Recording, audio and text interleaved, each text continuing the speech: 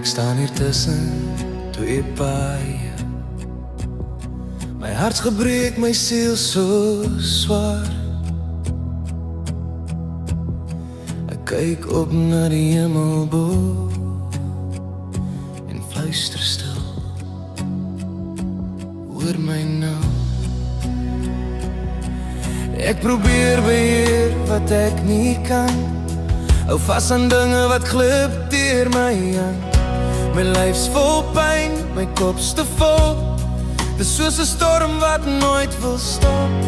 Ek wil net voel ek is weer heel en asemhaal dat ek kan deel.